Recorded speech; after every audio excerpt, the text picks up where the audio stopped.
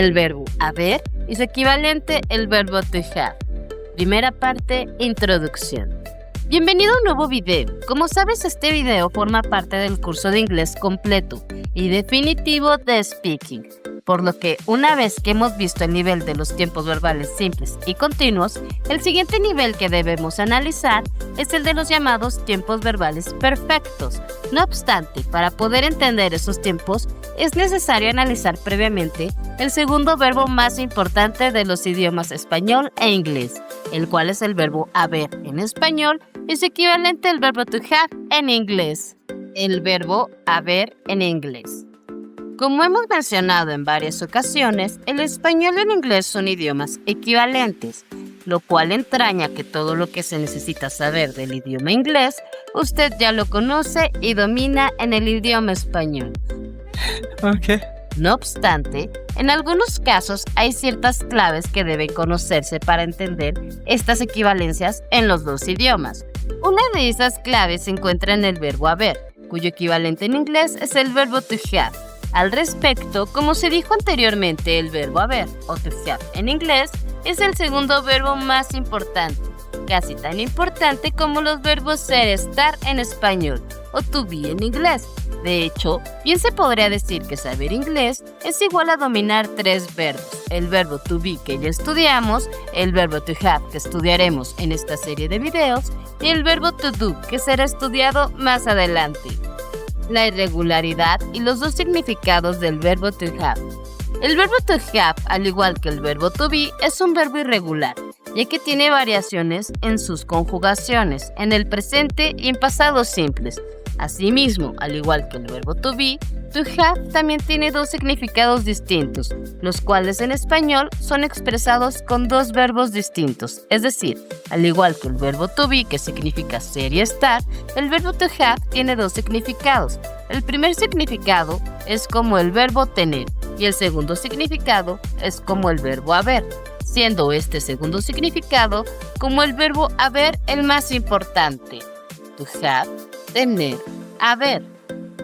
Al respecto, durante muchos años en las clases de inglés se ha enseñado el verbo to have casi tan arduamente como el verbo to be, y esto no es casual, ya que to have es un verbo muy importante. No obstante, su enseñanza también suele confundir al estudiante, ya que al enseñarse de manera prematura, sin que los alumnos tengan clara la facilidad de las reglas generales, de la conjugación de los tiempos simples de todos los otros verbos, sin que se les aclare que al igual que el verbo to be, el verbo to have significa dos verbos en español, haber y tener, y al ser el verbo to have un verbo totalmente excepcional, su aprendizaje genera la falsa idea de que todo el idioma inglés será igual de irregular que sus dos verbos, lo cual, como ya hemos visto, no es así. En ese sentido, toda vez que nosotros ya aprendimos en este curso que la conjugación del 99.99% de los verbos ingleses es más sencilla que la conjugación de los verbos del español, ya que en inglés prácticamente nunca varían las terminaciones de los verbos en un mismo tiempo, podemos estudiar el verbo to have con tranquilidad y con el pleno conocimiento de que el verbo to have es un verbo con conjugaciones y características totalmente excepcionales que solo se aplicarán en este verbo, siendo que el otro 99.99% de los otros verbos en inglés serán infinitamente más fáciles de conjugar que su verbo equivalente en español. Es bellísimo. Finalmente, para concluir este video, quiero pedirle que no se asuste por la idea de que el verbo to have es un verbo sumamente irregular, o porque significa dos verbos en español, ya que verá que practicando un poco, se acostumbrará a esta idea con mucha facilidad. ¡Demonios, Gob!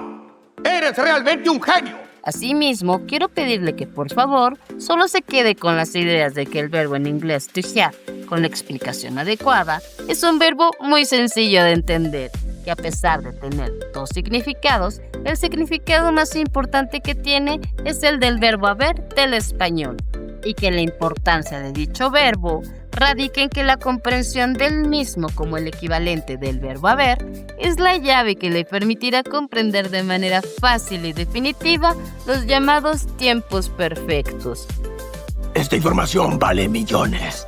Recuerda que además de entender las explicaciones de los videos del curso, es muy importante practiques lo aprendido, por lo que te invitamos a que visites speaking.com, donde podrás encontrar distintos ejercicios, ya sean descargables para que los imprimas o los realicen con papel y pluma, o bien ejercicios interactivos para realizarse en dispositivos electrónicos, con los cuales podrás practicar lo aprendido en este video y en todo el curso. No olvides suscribirte y darle like al video.